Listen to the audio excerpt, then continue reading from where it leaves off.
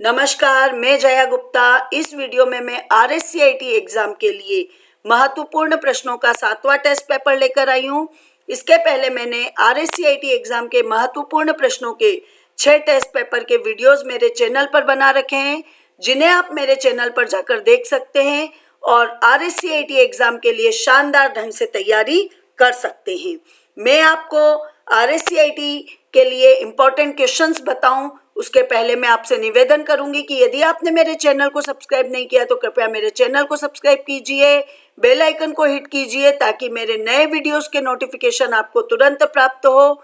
तो आइए देखते हैं RSCIT एग्जाम के लिए इम्पोर्टेंट क्वेश्चंस। पहला प्रश्न है, MS वर्ड 2010 में default line spacing dash dash dash होती है। इसके 4 उत्तर दिए, 1.0, 1.15, 1.5, 2.0। सही उत्तर है बी 1.15। जब आप माइक्रोसॉफ्ट वर्ड में कोई भी डॉक्यूमेंट फाइल ओपन करते हो तो बाय डिफॉल्ट जो फाइल में लाइन स्पेसिंग दिखाई देती है वो 1.15 होती है। इसके बाद अन्य वैल्यूज आप इससे कम या ज़्यादा अपनी रिक्वायरमेंट के अनुसार सेट कर सकते हो और वैसी ही स्पेसिंग आपको दिखाई देगी। दूसरा प्रश्न है, निम्न में से कौन सा सॉफ्टवेयर अक्सर ईमेल एप्लीकेशन के रूप में उपयोग किया जाता है और इसमें कैलेंडर, कार्य प्रबंधक आदि भी शामिल होते हैं। इसके 4 उत्तर हैं, MS Word, MS Excel, MS Outlook, MS Access. इसका सही उत्तर है MS Outlook. MS Outlook Microsoft Office का एक पार्ट है जिसके द्वारा हम मेल भेजना, मेल रिसीव करना, अपॉइंटमेंट तैयार करना, कैलेंडर्स तैयार करना, नोट्स और हमारे नंबर्स को मैनेज करने का कार्य इत्यादि कई सारे कार्य कर सकते हैं। MS वर्ड, MS एक्सेल और MS एक्सेस भी MS ऑफिस स्यूट के ही पार्ट हैं, पर वर्ड के द्वारा हम वर्ड प्रोसेसिंग का कार्य करते हैं। एक्सेल की सहायता से हम डेटा को मैनेज करने का कार्य करते हैं, उसको ग्राफिकल रूप में प्रेजेंट कर सकते हैं, बिलिंग वगैरह का कार्य इसके द्वारा हम कर सकते हैं। जबकि MS एक्सेस के द्वारा हम लार्ज अमाउंट ऑफ डेटा को डेटाबेस मैनेजमेंट के द्वारा मैनेज कर सकते हैं, उसमें नया डेटा ऐड करना, पुराना डेटा डिलीट करना, उनको सॉर्टिंग करवाना इत्यादि कार्य कर सकते हैं। अगला प्रश्न है, क्रेडिट कार्ड के माध्यम से भुगतान लेन देन के लिए क्या जानकारी आवश्यक है? निम्नलिखित में से सबसे उपयुक्त विकल्प का चयन करें। इसके लिए 4 उत्तर दिए हैं, 16 अंकों का क्रेडिट कार्ड नंबर, समाप्ति तिथि तथा CVV नंबर, OTP, उपरोक्त सभी। तो इसका सही उत्तर है उपरोक्त सभी।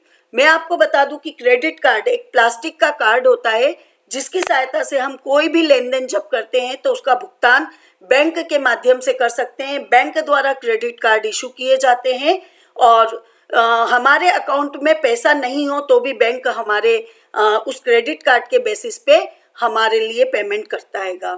तो जब हम क्रेडिट कार्ड को कार्ड स्वैपिंग मशीन में लगाते हैं तो सबसे पहले कार्ड स्वैपिंग मशीन कार्ड का नंबर पढ़ती है जो कि 16 अंकों का होता है। साथ ही एक पीछे CVV नंबर दिया होता है, उस CVV नंबर को पढ़ती है और कार्ड की एक्सपायरी डेट को चेक करती ताकि कार्ड एक्सपायर तो नहीं हो गया।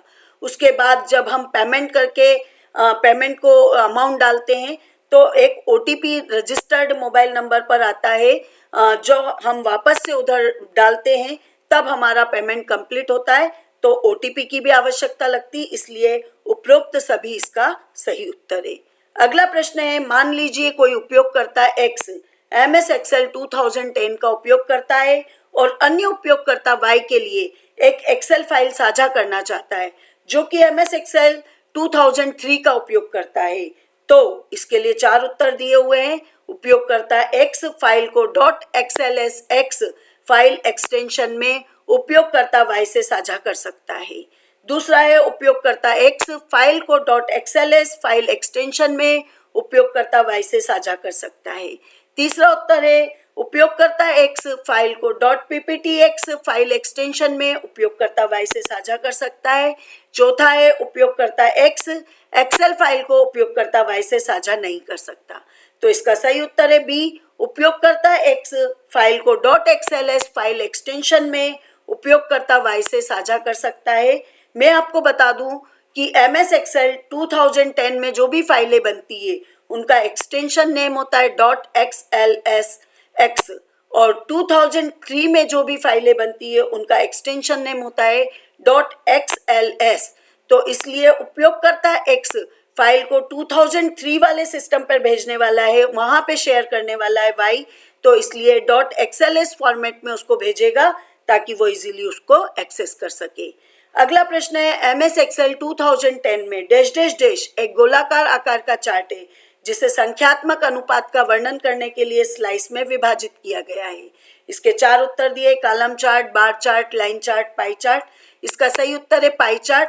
पाई चार्ट पाई के शेप में बना होता है, गोलाकार आकृति में। इसमें पूरी वैल्यू को 100% माना जाता है और जो भी चार्ट में अलग अलग वैल्यूज आती है उनके परसेंटेज के हिसाब से उस चार्ट को अलग अलग स्लाइस में बांट दिया जाता है और इस तरह से वैल्यूज को यहाँ पर पाई के रूप में रिप्रेजेंट किया जाता है।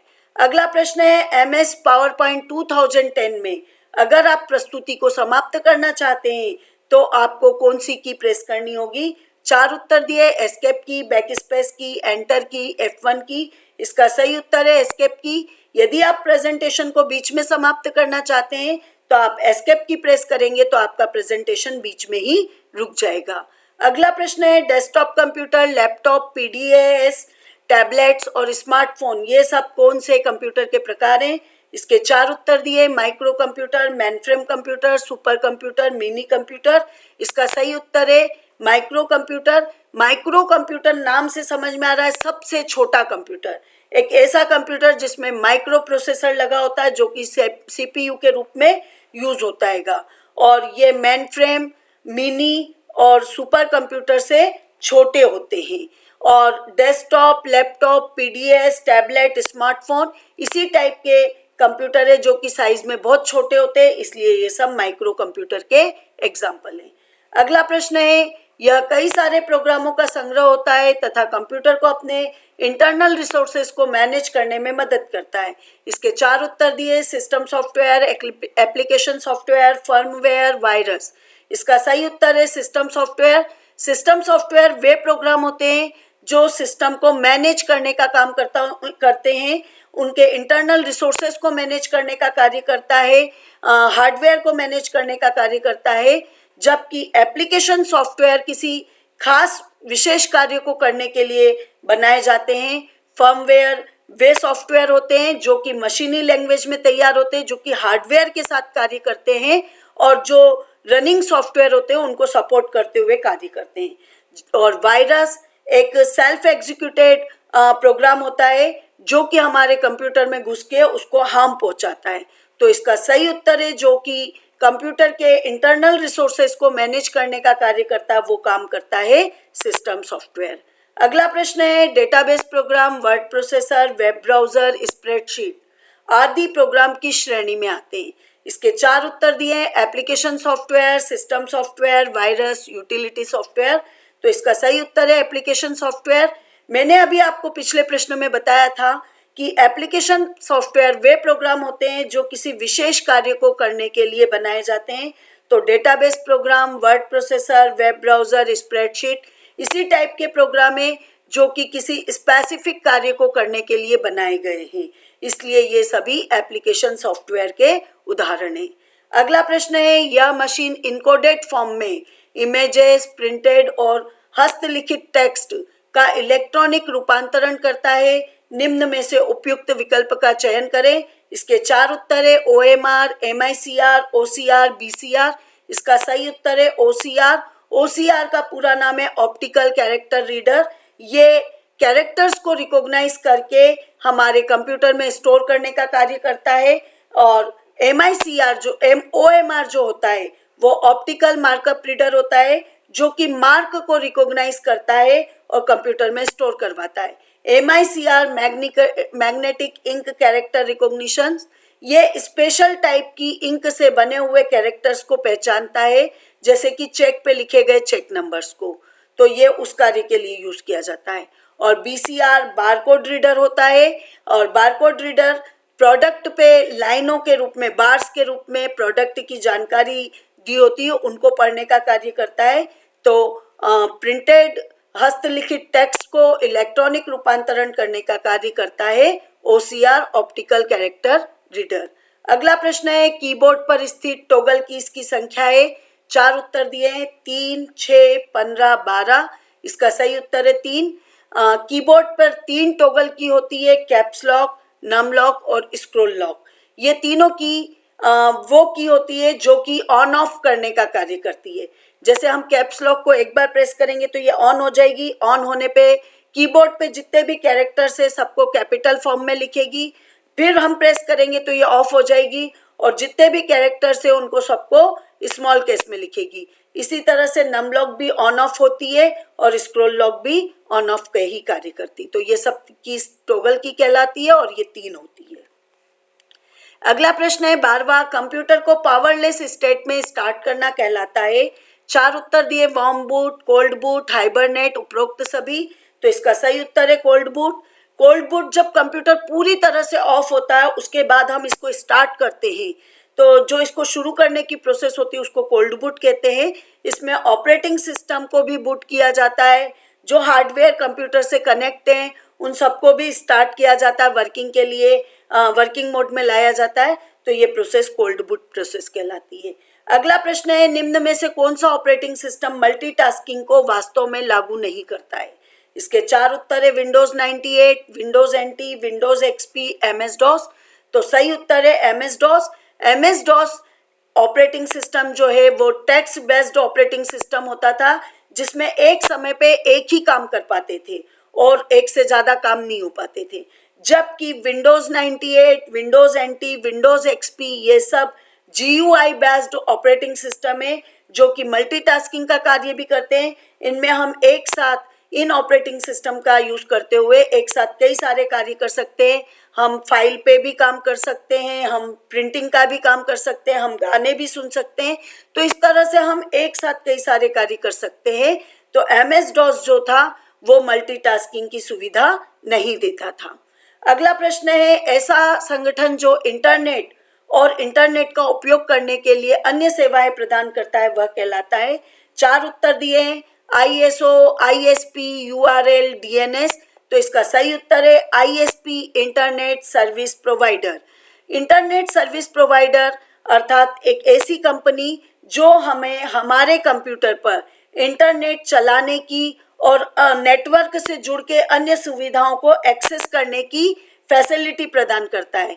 तो हमें किसी नेटवर्क से जुड़ के और दूसरी चीजें वहां से एक्सेस करना हो तो एक ISP की जरूरत पड़ती, जो कि हमारे कंप्यूटर को नेटवर्क से जोड़ने का कार्य करवाता है। अगला प्रश्न है, SERP से तात्पर्य है। इसके 4 उत्तर दिए, search engine response platform, search engine result page, search engine result platform, search engine response page. इसका सही उत्तर है search engine result page. Search engine result page, जब आप कोई भी सर्च इंजन के द्वारा इंटरनेट पे कोई भी सामग्री सर्च करते हैं, कोई भी इंफॉर्मेशन सर्च करते हैं, तो जो रिजल्ट पेज डिस्प्ले होकर आता है जहां पर इसके रिजल्ट डिस्प्ले होते हैं उसको SERP कहते हैं।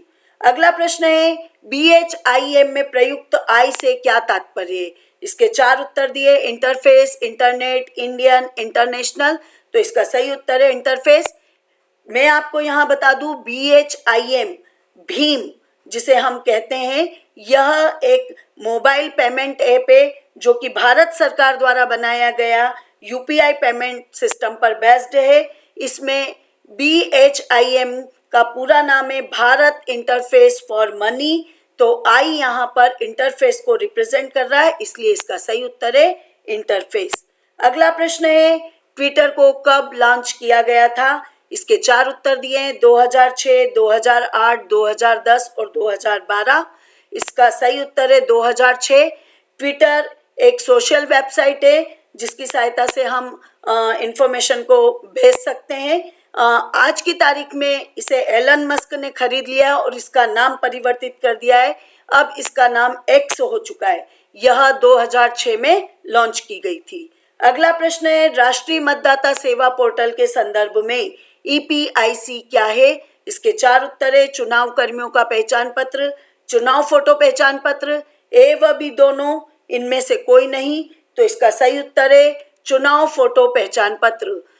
राष्ट्रीय मतदाता सेवा पोर्टल में जो EPIC, जिसका पूरा नाम है इलेक्शन फोटो ID कार्ड, ये वोटर की ID होती है, जो कि वोटर जब वोट देने जाता है तो इसी के बेसिस पे वो इसी पहचान पत्र के आधार पर वो वोट दे पाता है। तो इसलिए इसका सही उत्तर है चुनाव फोटो पहचान पत्र। अगला प्रश्न है, आयकर रिटर्न की E-फाइलिंग के लिए काम में लिया जाने वाला फॉर्म है। 4 उत्तर दिए हुए हैं, फॉर्म 16, फॉर्म 6, फॉर्म 39 है, फॉर्म 49 है। इसका सही उत्तर है फॉर्म 16। जब आप इनकम टैक्स रिटर्न को फाइल करते हो तो फॉर्म 16 की आवश्यकता लगती है, जिसकी सहायता से आप अपना ITR रिटर्न फाइल कर सकते हो।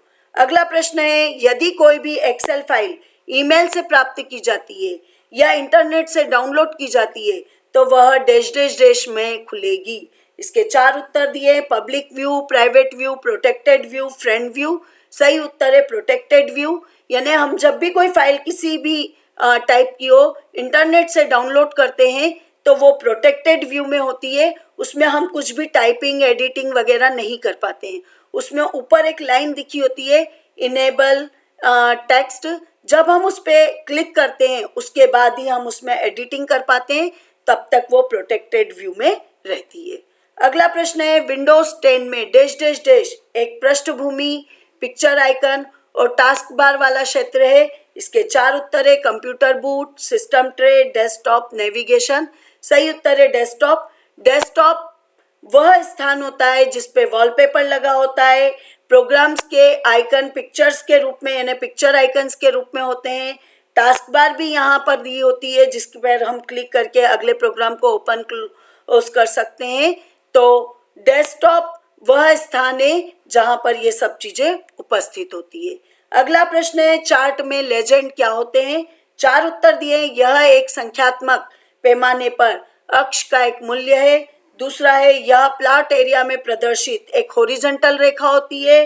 तीसरा है, यह प्लॉट एरिया में प्रदर्शित एक वर्टिकल रेखा होती है। चौथा है, यह पहचानता है कि चार्ट पर प्रत्येक रंग किस डेटा श्रृंखला का प्रतिनिधित्व करता है। तो इसका सही उत्तर है डी, यह पहचानता है कि चार्ट पर प्रत्येक रंग किस डेटा श्रृंखला का प्रतिनिधित्व करता है। लीजेंड में हम कलर के साथ उनकी वैल्यूज बता देते हैं कि ये इस डेटा को बता रहा है, ये इस डेटा को ये कलर रिप्रेजेंट कर रहा है, तो वो चीज लीजेंड कहलाती है। अगला प्रश्न है, वेब पृष्ठ का एक संग्रह है। 4 उत्तर है, राउटर, ब्रिज, वेबसाइट, ईमेल। तो इसका सही उत्तर है वेबसाइट। एक वेबसाइट कई सारे वेब पेजेस का कलेक्शन होती है, जिसमें कई सारे वेब पेजेस होते हैं जिन पर क्लिक करके हम उन पेजेस को ओपन करके और वहां से इंफॉर्मेशन ले सकते हैं, अर्थात वेबसाइट के अलग अलग पेजेस पे नेविगेट कर सकते हैं। अगला प्रश्न है, यदि आप दस्तावेज के प्रत्येक पृष्ठ पर दोहराने के लिए एक पाठ सम्मिलित करना चाहते हैं तो आप किसका उपयोग कर सकते हैं? 4 उत्तर दिए, हेडर और फुटर, चार्ट विकल्प, एनिमेशन टैब और पिवट टेबल। तो इसका सही उत्तर है हेडर और फुटर। हेडर और फुटर डॉक्यूमेंट फाइल में वो स्थान होता है जो कि पेज के शुरुआत में और पेज के अंत में रहता है। जहां पर हम कोई भी टेक्स्ट लिखेंगे तो वो टेक्स्ट हर पेज पे आपको दिखाई देगा। तो हर पेज पे टेक्स्ट को शामिल करने के लिए हम हेडर और फुटर का प्रयोग करते हैं। अगला प्रश्न है, निम्नलिखित में से कौन एक क्लाउड आधारित फाइल साझाकरण प्रणाली का उदाहरण है? इसके लिए 4 ऑप्शन दिए, one drive, Windows hello, Windows passport, wifi sense. इसका सही उत्तर है वन ड्राइव। वन ड्राइव एक ऐसा सिस्टम है जहां पर हम फाइलों को स्टोर करके रख देते हैं और कहीं भी जाकर उनको एक्सेस कर सकते हैं। ये कहलाता है कि जैसे हमने क्लाउड में फाइल को स्टोर कर दिया, यानी बादलों में स्टोर कर दिया, आकाश में स्टोर कर दिया, जहां से हम फाइल को कहीं भी जाके एक्सेस कर सकते हैं। अगला प्रश्न है, MS वर्ड 2010 में स्ट्राइक थ्रू फॉन्ट प्रभाव का उपयोग क्या है? इसके लिए 4 उत्तर दिए, यह चयनित पाठ के ऊपर एक रेखा खींचता है, यह चयनित पाठ के बीच में एक रेखा खींचता है, यह चयनित पाठ के नीचे एक रेखा खींचता है, यह टेक्स्ट बेसलाइन के नीचे छोटे अक्षर बनाता है। तो इसका सही उत्तर है यह चयनित पाठ के बीच में एक रेखा खींचता है। यानी हमारा जो भी टेक्स्ट है उसको बीच में से एक लाइन के द्वारा ये कट कर देता है, जिसे स्ट्राइक थ्रू कहा जाता है। चयनित पार्ट के ऊपर जो रेखा खींची जाती है वो उसका सिर बांधने के लिए होती है। जनरली ऐसी रेखा होती नहीं, हिंदी में आती है तो वो माथा बांधने वाली रेखा कहलाती है। और चयनित पार्ट के नीचे जो रेखा खींची जाती है वो अंडरलाइन कहलाती है। तो इसका सही उत्तर है स्ट्राइक थ्रू चयनित पार्ट के बीच में एक रेखा खींचता है। अगला प्रश्न है डैश डैश डैश किसी का नेटवर्क या इंटरनेट के माध्यम से आपके कंप्यूटर तक पहुंच प्राप्त करने से दुर्भावनापूर्ण सॉफ्टवेयर को रोकने में मदद करता है। इसके 4 उत्तर दिए, फायरवॉल, टोपोलॉजी, मॉडेम और वायरस। तो सही उत्तर है फायरवॉल। फायरवॉल एक ऐसा यानी साधन होता है या यूं कहें एक ऐसी सिक्योरिटी है जो कि इंटरनेट के माध्यम से जब भी हम कोई डेटा एक्सेस करते हैं तो दुर्भावनापूर्ण सॉफ्टवेयर को रोकने में मदद करता है, यानी हमारे सिस्टम को नुकसान पहुंचाने से रोकता है। अगला प्रश्न है निम्न में से कौन सी वीडियो साझाकरण और वीडियो खोज वेबसाइट है? इसके 4 उत्तर दिए हैं, गूगल, बिंग, यूट्यूब और लिंक्डइन। तो सही उत्तर है यूट्यूब। यूट्यूब के द्वारा आप कोई भी वीडियोस खोलकर देख सकते हो और वीडियो को खोज भी सकते हो। अगला प्रश्न है सिक्योर सील क्या है? 4 उत्तर दिए, एक फिशिंग सॉफ्टवेयर, एक मालवेयर, एक ट्रोजन हॉर्स, एक वेबसाइट जो कि वैधता का प्रमाणीकरण। तो इसका सही उत्तर है एक वेबसाइट की वैधता का प्रमाणीकरण। सिक्योर सील जो है एक तरह की सील है जो कि सिक्योर बताती किसी भी साइट को पे यदि ये लगी हुई है इसका मतलब है वो साइट सिक्योर है, तो ये वेबसाइट की वैधता का प्रमाणीकरण देती है। अगला प्रश्न है पीओएस में आप कौन कौन से कार्ड का उपयोग कर सकते हैं? इसके 4 उत्तर दिए, डेबिट कार्ड, क्रेडिट कार्ड, ये दोनों, इनमें से कोई नहीं। तो इसका सही उत्तर है ये दोनों। पीओएस होता है पॉइंट ऑन सेल, ऐसा स्थान जहां पर हम अपनी परचेसिंग के बाद कोई भी सामान हम खरीद रहे हैं तो उसके बाद पेमेंट करते हैं तो वो इलेक्ट्रॉनिक मोड में पेमेंट कर सकते हैं। तो वहां पर हम डेबिट कार्ड की सहायता से भी भुगतान कर सकते हैं और क्रेडिट कार्ड की सहायता से भी भुगतान कर सकते हैं, इसलिए इसका सही उत्तर है ये दोनों। अगला प्रश्न है राजस्थान सरकार द्वारा ई मित्र के माध्यम से राजस्थान की जनता को किस प्रकार की सेवाएं उपलब्ध कराई जा रही है? इसके 4 उत्तर है G2B एंड C2B, G2C और B2C, C2G और B2G और सभी प्रकार की। तो इसका सही उत्तर है G2C और B2C। G2C का मतलब होता है गवर्नमेंट टू सिटीजन और B2C का मतलब होता है बिजनेस टू सिटीजन, तो कंज्यूमर। तो राजस्थान सरकार द्वारा ई मित्र के माध्यम से ये दोनों टाइप की सर्विसेज उपलब्ध कराई जा रही है। अगला प्रश्न है निम्न में से किस वेबसाइट के माध्यम से एसएसओ आईडी बना सकते हैं और लॉगिन कर सकते हैं? तो इसका सही उत्तर है, इसके 4 उत्तर दिए हुए हैं, https:/sso.rajasthan.gov.in, https://sso.rajasthan.gov, https://sso.rajasthan.com, https://sso.rajasthan.co.in। सही उत्तर है https://sso.rajasthan.gov.in। ये राजस्थान सरकार की वेबसाइट है इसलिए राजस्थान.gov, और चूंकि ये इंडिया की है इसलिए .in भी इसके साथ आएगा। तो सही उत्तर है ए। अगला प्रश्न है वर्तमान में सक्रिय प्रोग्राम को बंद करने के लिए किस शॉर्टकट की का प्रयोग किया जाता है? 4 उत्तर है Alt+F2, Alt+F4, Ctrl+F2, Ctrl+F4। तो सही उत्तर है Alt+F4। Alt+F4 की प्रेस करके हम कोई भी एक्टिव प्रोग्राम को बंद करके बाहर आ सकते हैं। अगला प्रश्न है TDS का पूरा नाम क्या होता है? 4 उत्तर दिए हैं, timely deposit scheme, total deposit scheme, tax deducted at source, tax deposit scheme. तो इसका सही उत्तर है सी, टैक्स डिडक्टेड एट सोर्स, जो कि एक तरह की कर राशि होती है जो कि गवर्नमेंट पहले से ही ले लेती है और बाद में आयकर विभाग को वो जमा कर दी जाती है। TDS रेट जो होती है वो विभिन्न व्यक्तियों की आयु सीमा और आय के आधार पर निर्धारित की जाती है। लास्ट प्रश्न 35वां प्रश्न है, MS वर्ड, MS एक्सेल आदि कई सॉफ्टवेयर के सेव एज फीचर से 4 उत्तर दिए हैं। खुली फाइल सेव की जा सकती है, खुली हुई फाइल अन्य नाम से सेव की जा सकती है, खुली हुई फाइल डिलीट की जा सकती है, खुली हुई फाइल इनिशियलाइज की जा सकती है। तो इसका सही उत्तर है खुली हुई फाइल अन्य नाम से सेव की जा सकती है। जब हम सेव एज कमांड लगाते हैं तो जो भी करंट ओपन फाइल है उसको हम एक और नया नाम देकर सेव कर सकते हैं। तो इसलिए इसका सही उत्तर है बी। आपको मेरे ये प्रश्न पसंद आए होंगे, मुझे विश्वास है, और इनकी सहायता से आप तैयारी करेंगे तो आपकी एग्जाम में आप बहुत अच्छे से तैयारी कर पाएंगे। आपको वीडियो पसंद आया है तो इसे लाइक कीजिए, शेयर कीजिए।